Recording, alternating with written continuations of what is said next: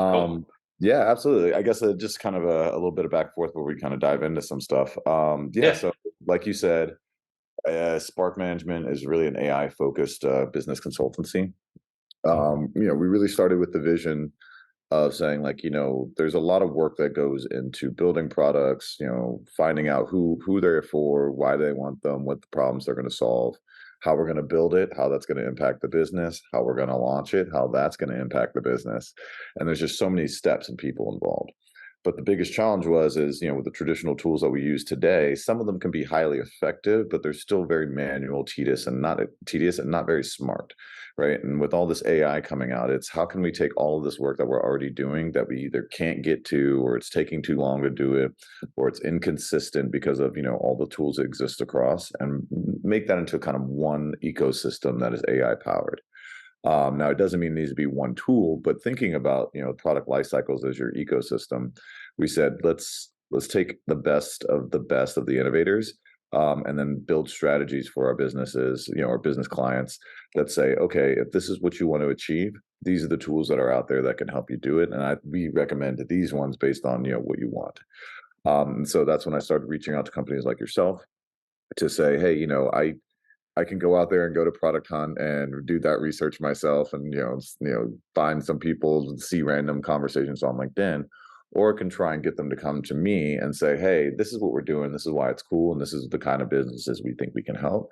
And I'm adding that to my catalog so that way, when I go and talk to customers, I have a catalog of different AI companies that can attack one or multiple segments of the product lifecycle, as well as kind of like what they're doing, how they're solving it.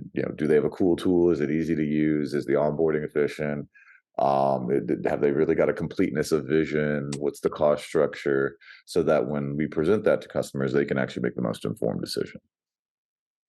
Yeah. I mean, that sounds like an awesome model. And I really, kind of understand what you're getting at, where you're saying, hey, a lot of these teams are siloed, the tools are kind of siloed. So you kind of saw the opportunity to come in and say, hey, I'm going to help you kind of tie all this together, and we're going to leverage the best tools in that process. Is that kind of like a Exactly. fair summary? Yeah, that's a Uh, great summary. I might use that later. you should. You're more than welcome to. You'll have the video. So, Nice. uh, well, if I can just like kind of start building on that, and if you're cool to jump in, we can kind of just I can just start asking you some questions. Sure. Um, but so actually, to the first thing I wanted to ask before we go forward is actually just to go back a little bit. Can you just tell us a little bit about kind of your professional background, and in particular, I'm interested to hear what made you personally want to start this business, um, and why is solving this problem important to you? So, is it something that you ran into a lot in your previous roles? Is it something you just think you're really well equipped to address? Yeah. So, it'd be great to hear about that.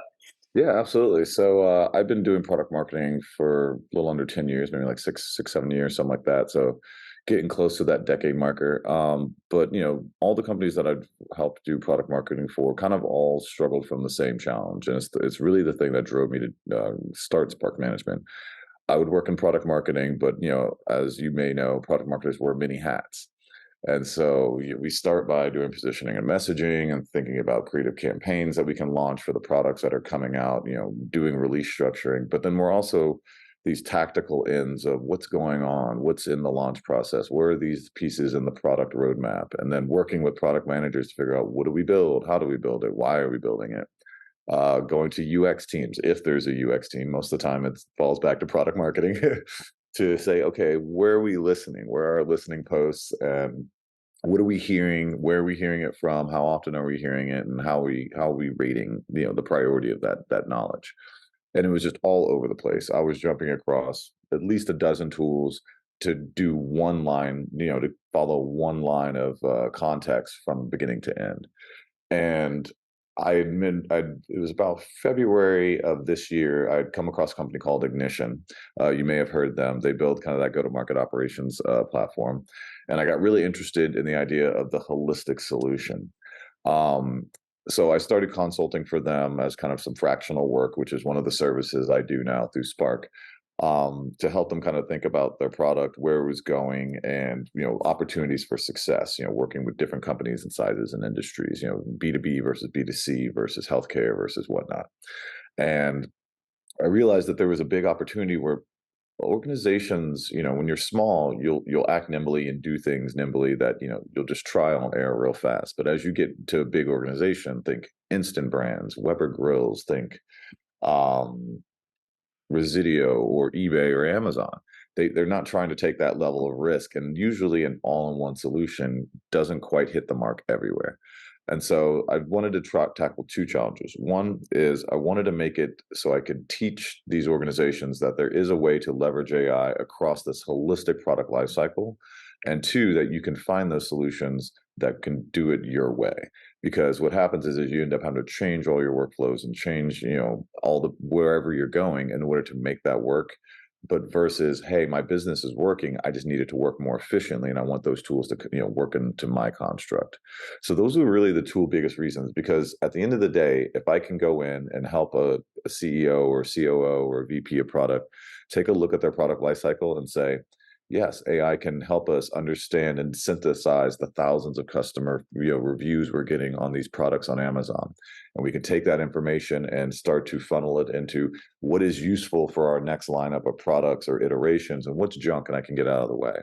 And then move it down the cycle and say, okay, let's use more AI to understand how are the things that we think we're going to build going to impact the business, whether it's customer satisfaction, NPS rating, revenue potential, and then prioritize those through the roadmap and take them all the way through go to market, where you're going to create generative content and images. We're going to tie that into in the future probably AI powered HR platforms that are going to say, hey, based on these shifting priorities and work going on, this is how your people ops is going to need to change, or how is changing, so they can make just really smart decisions.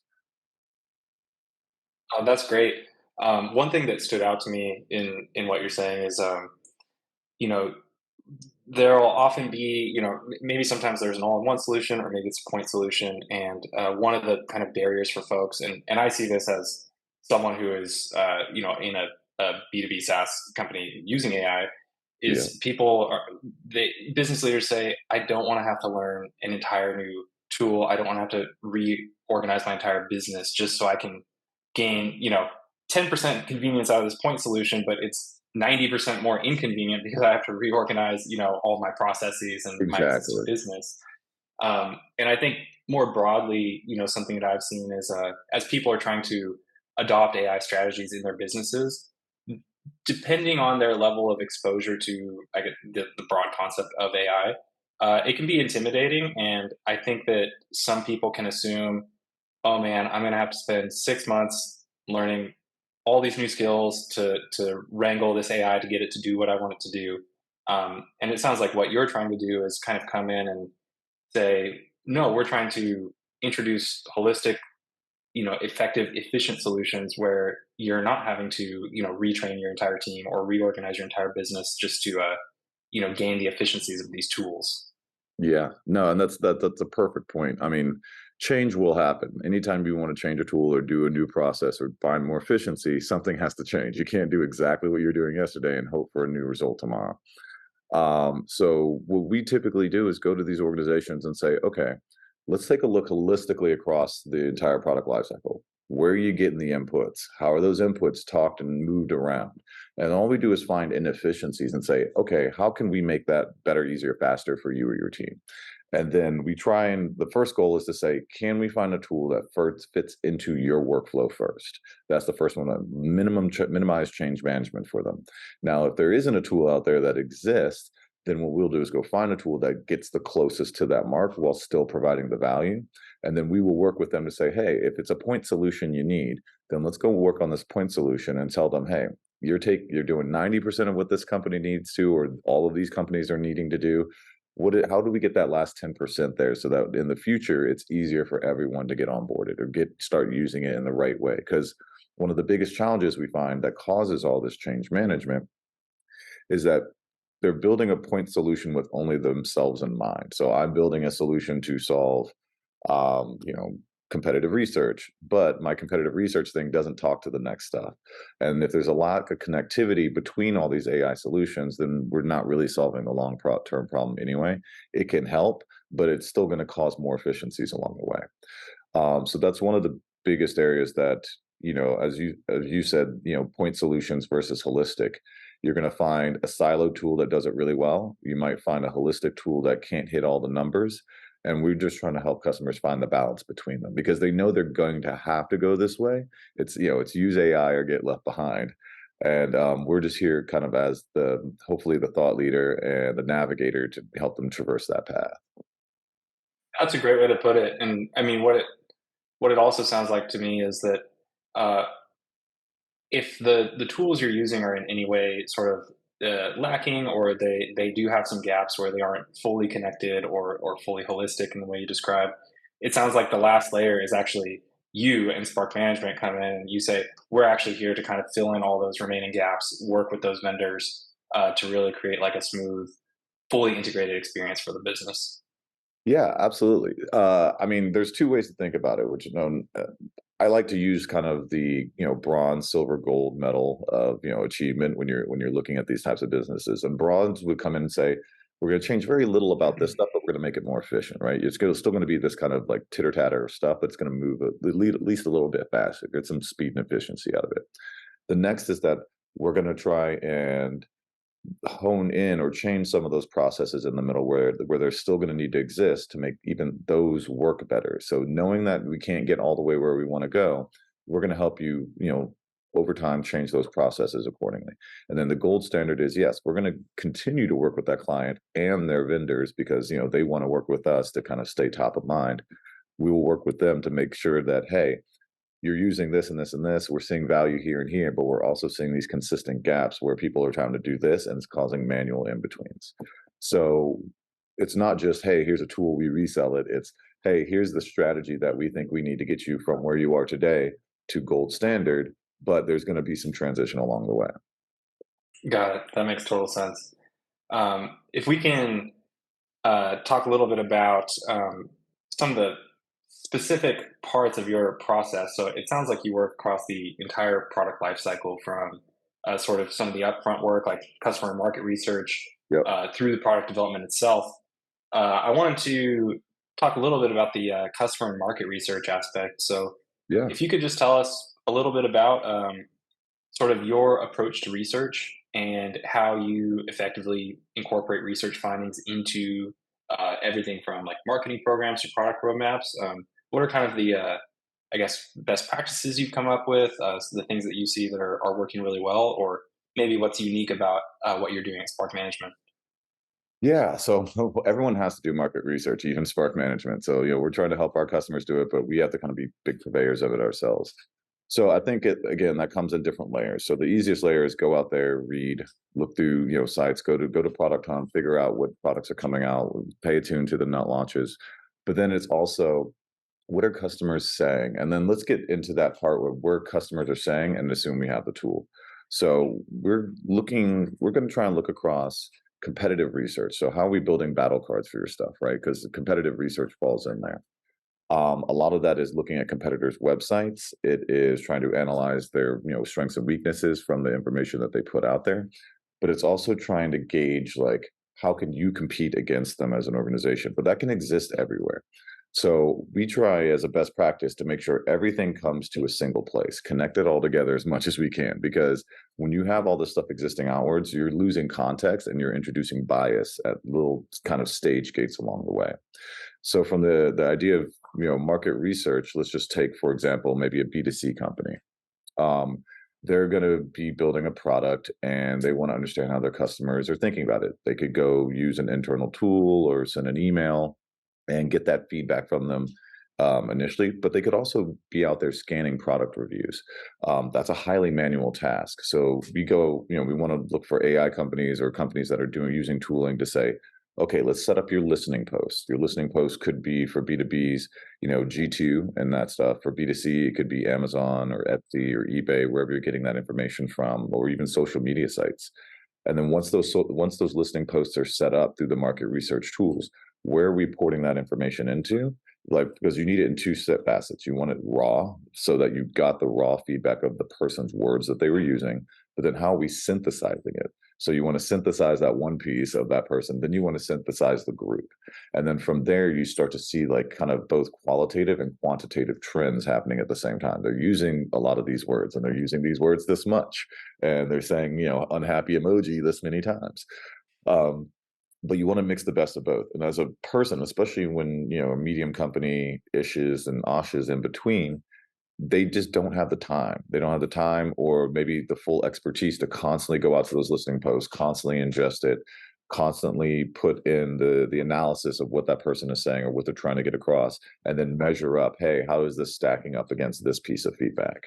But additionally, from your listening posts, you want to understand what you're trying to achieve. If it's a revenue goal at the end of it, like I want to turn this listening into something that will drive revenue, then you need to put that the kind of that filter in between it at some point. So what Spark is really looking for are the businesses that are taking that into account and saying like, hey, I'm going to help with these listening posts of wherever we need to listen to your customers or listen for competitors, knowing that it needs to help us build or do something that's going to cross this barrier. And then that barrier will lead you into your product development cycles. For and let's just take another example. So for best practice, I would tell a company, hey, once you have your listening post set up, make sure you're putting the filter of outcomes after it. So that could be we want NPS to go up or customer satisfaction or the review stars, when the cycle comes back around, we want these review stars to go up from a 3.2 to a 4.2. So they actually have these numbers that they're saying, hey, I think this will do this. It's a lot easier with revenue goals because you can say, I've got this feedback. I've heard this feedback somewhere in my CRM or across my organization. I know that this feedback could be worth X amount of revenue if we address it. And so then you start to send those things off to product development and then let the things that really don't, drive the outcomes for your business, let them sit down there. You never know where they may come back useful again. But from that perspective, we just try and take a holistic look. And there's so many ways to skin that cat that I don't think there's one example I could give you that would kind of be the silver bullet. Yeah. What I'm really hearing from you as well is, again, the word holistic is coming up, and your emphasis on really beginning with the end in mind is maybe one way to put it. Yeah. Where before you go out and start those listening activities, understanding what metrics you're trying to move downstream, and also understanding what that's going to look like in the product development side of things. Yes. So, one question that I have is, well, I think a problem that we've seen sometimes is you'll have the folks who are doing the listening, whether that's doing customer research, you're looking at review sites, things like that, and then somewhere downstream there's usually several intermediate steps, and then there's the people who are actually building the product. Often those are different teams, unless you're maybe a Oh really small startup.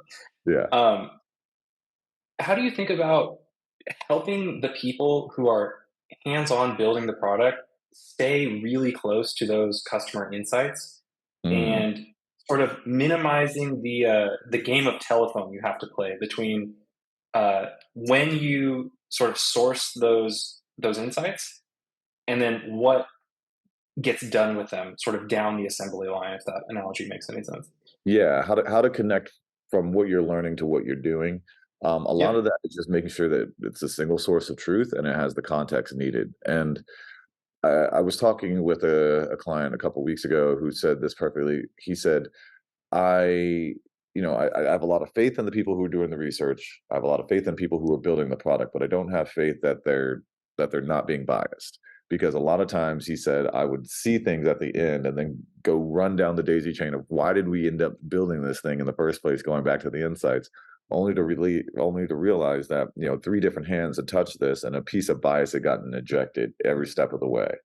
And he said, and that happens for two reasons. One, we don't have a source of truth. So what happens is someone builds some slide deck or a spreadsheet and then shares it amongst teams. And then as soon as that happens, there's several variations of it. And then each variation has another small piece of bias in it and lacks the full context. Um, so he wanted to get to a place where he was like, when we do the research, it builds into something, whether it's just the competitor piece or just a customer insights piece on something specific. I want to make sure it's a source of truth that always goes into one thing at the end, and that we can track all of it coming through there and then get it to the other side. Because product teams want to be able to look backwards and go, oh, well, I'm building this because we said that it's worth this much money, or it's going to solve this problem, or someone said this is an issue. Now, that issue could be a holistic issue because it's summarized over many, many people potentially, but they can go back and see the feed ins unbiasedly from everyone that, potentially either hopefully didn't have to have a human touch at that point. But it could have, but now we can track that context. And right now he's like, I get it, this, battle card on a presentation here. I go look over in this spreadsheet. These things aren't quite matching. But then I get this report from someone else that got pushed the product that said this is the justification. And it's a whole game of telephone, and it all really boils down to consistency and context. Can I get all the information into either one place or few places, and get the context that is unbiased in there? That's said really well. And the other thing that stands out to me in that sort of uh, when the process breaks down and you are playing a game of telephone, it's not only the product that suffers, but it's also the teams themselves. Oh, Because downstream effects are huge. yeah, all of a sudden you have folks who are saying, "Well, I did my job over here, and I sourced these insights, and I don't know what happened to them down the line, and so are they not being utilized effectively?" And then on the other side of it, you have product teams saying, well, we're building what was put in front of us, but it seems like somewhere along the way there was this huge disconnect, and so now all of a sudden we're not sure, are we supposed to be building this? And so I think that can have a big impact on not just efficiency of shipping product, but the actual experience of the folks building them as well. Oh, absolutely. I mean, just think about the concept of, research insights, whether it's competitive market or customer, and you do it in a bunch of 10,000 different tools, or right, and it's saved in different areas. It's stitched together by several different people across a team. They inject their own little bit of bias into it, and then it gets the product, probably passed around through couple different hands, maybe a few versions. Who could you blame them for not having enough context and out of that information to know exactly what they're building and who for, and how fresh is that context too? Because a lot of times, if a company is doing a quarterly review, quarterly cycle of insights where they do it all at once, okay, in 30 days that could change. Chat GPT comes out, oh man, all your insights are done, so you need to go get new ones. Or at least get new learnings. And then the other piece too is even before the product comes out, that information, the insight gained can go downstream to your marketing teams, go to market teams, sales teams, whoever they may be, and start, putting that flywheel into effect for them. Because if you learned that, customers really want product X to do Y, and you've seen the data for it, you trust the source of truth before product even puts the stuff into the wheelhouse. Your marketing teams and your sales teams can be out there double probing that and double validating that and saying, hey, we're learning this thing, we're really confident, but why don't we bring it up in a conversation and start saying, hey, our next big thing is likely going to be X. Then people go, wow, I'm excited. And then from there, you've actually moved learning not just at the front end, but all the way through. So that when they're building the product and they're saying, okay, we've gotten, kind of the thumbs up from both sides of this flywheel. Now I'm in the product, I'm building it as it comes through fruition. If you're doing your beta testing right and you're doing alpha launches right, to go to market with them, you've not only just, pre-validated, but you can drum up that excitement faster and sooner, so that before a product's even done, those insights that you learned have generated so much additional value for the business. Yeah, that's a great way to think about it, and it actually leads me into kind of a related question, which is because at Spark Management, I know you work kind of across the entire product life cycle, which includes go to market, if I'm not mistaken.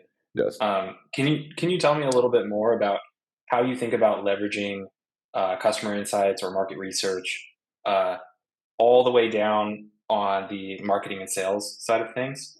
So you just gave a great example of using those teams to drum up sort of additional interest, additional validation for product launches, product ideas. Is Mm. there anything else, any other way you leverage those insights, like to inform web copy, ad copy, marketing Oh, campaigns, absolutely. anything like that. Absolutely. You've hit the nail on the head. I mean, like all roads lead to Rome, and then they come back and lead to Rome again. So it's a very flywheel.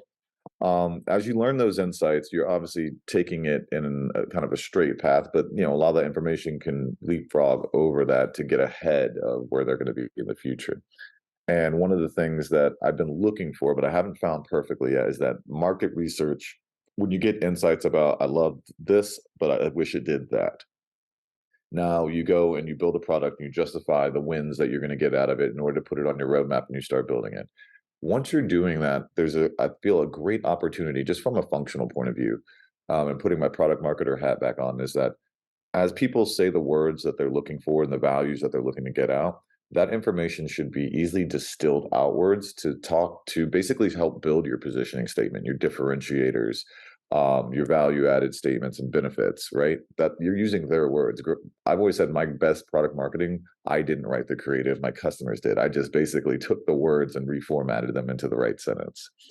And when that happens, you can basically start to do all the other stuff. So if your research formulates into a product that you think is valuable, so now you have both ends of I need and we have, and there's the value. If those are kind of stored and capitalized on the right way and go to market, you should actually do less work trying to figure that out. It should almost populate some areas where it says this is how it should be positioned. This is how the target audience, because these are the people that you talk to. It was learned from these areas. So we're going to talk back to the people that shop at those sites or do the thing there or get information from there. And then as well, like the AI thing, especially once you get down to go to market, is all generative, right? It's all mainly generative image, generative copy, and it's never going to be 100%. But if you could take those canned pieces that we're learning from market research, that we're learning that we're putting out from the product, and actually start to do, X plus Y equals go to market, then what you're learning at the front end is a critical component to start streamlining this process at the end. And so from there, you'd click create ad based on X, create blogs based on Y. It's a huge opportunity. It's just not happening yet. So that's where I see that this is going to be moving. You have to solve one before the other. Yeah, and I think one thing you mentioned, it relates to something that I've seen talked about more and more at the kind of in the AI product space, but especially in the AI kind of marketing space, I guess, which is Mm. that context is it's almost like a I don't want to say this. Like prompt Uh, context almost. yeah, like the one of your biggest differentiators is essentially the context that you can feed into these models. Yes. And so if you think about it as like you're only as good as the context that you provide to your model, Yep. I think that there's going to be a huge incentive moving forward for marketers and product teams to source more and more unique customer feedback. Mm. So that's both customer review sites, but finding ways to get more insights out of social, out of Mhm. customer conversations, customer interviews, things like that. Because the thing that's going to produce the most unique and valuable outputs in terms of generative AI is really the unique data that you can have flowing into that model. So if I want to create some outstanding ad copy, but I'm just using a generic version of ChatGPT, my ad copy is basically as good as anybody else's and as generic as everybody else's, right? Exactly. But but if I can load in, hey, I talked to 1,000 customers and here's exactly what they said, and I can use those insights to help inform my marketing copy.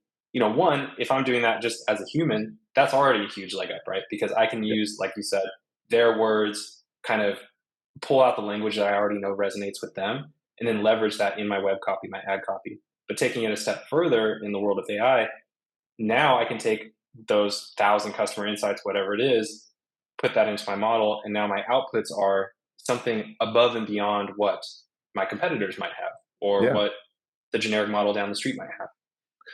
And that's the beauty of it too, as well. When you think about how that's going to have downstream impacts, is you're going to go out and talk to 1,000 customers, or you're going to have get 1,000 customer engagements, using an AI tool that's kind of bringing it in from your listening posts. It's going to distill it down, and maybe it'll distill it down and give you groups. But imagine one AI that could distill it down and give you a overarching universal kind of challenge that they're hearing, or maybe the top three universal challenges, and then knows your products, and then you build position kind of the position, the value, like what does it do, what's it going to do, what's the outcome someone's going to get out of it, and then you just go to the end and say, hey, not just write me ad copy, but write me the most universal copy based on my listening posts that can highlight the outcomes that our product can do, so that I can get more followers on LinkedIn and drive up revenue for the sales team.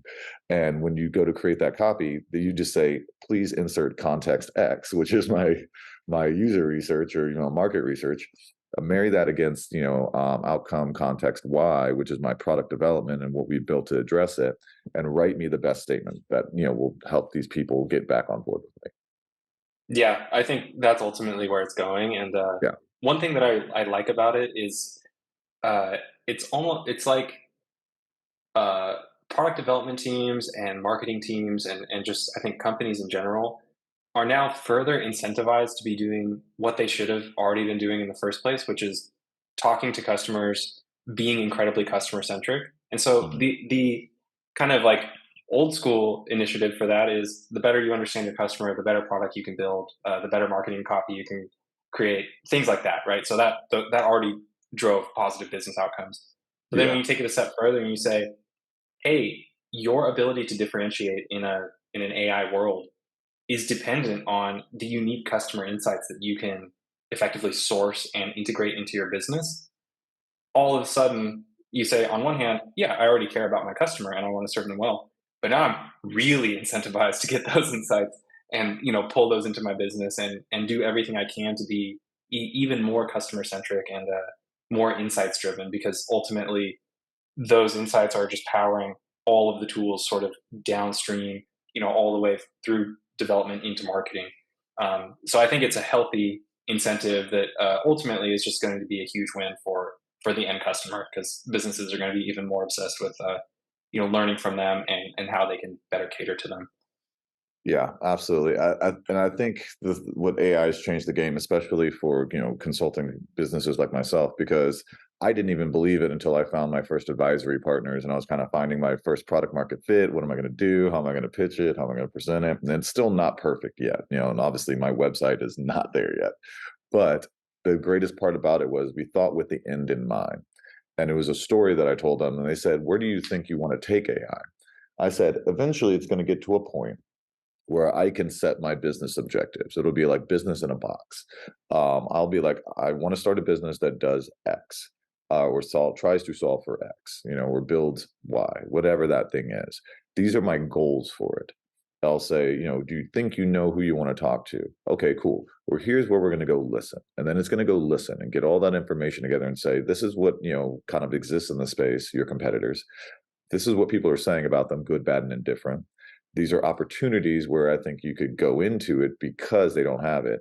And so then it'll almost recommend the product that you need to build in order to differentiate yourself from that said competitor.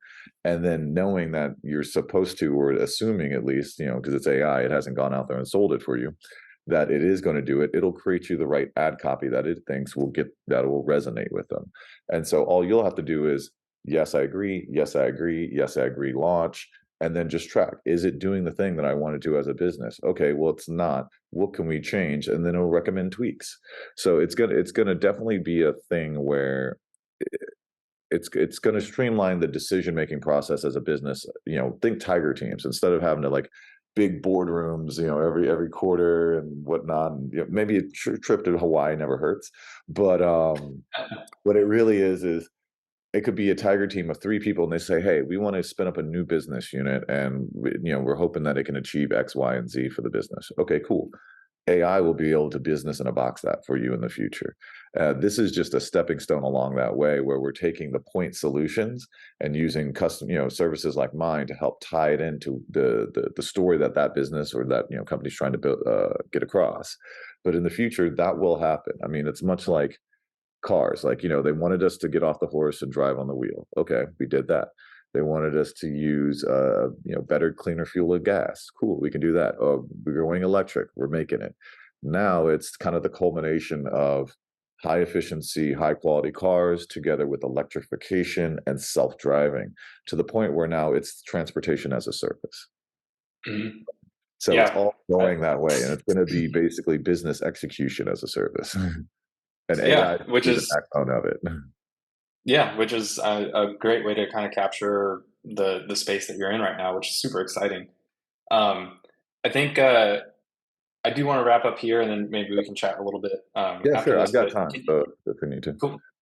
I think the last question, I want to ask is, can you just tell people, where to find you, what you're all about, any kind of, I guess, pitch or anything you kind of want to leave off on? We Yeah. can clip it and turn it into a nice, like, little clip for you. But yeah, just anything you want people to know about you, Spark Management, where to find you, who you serve, how to get in touch, anything like that.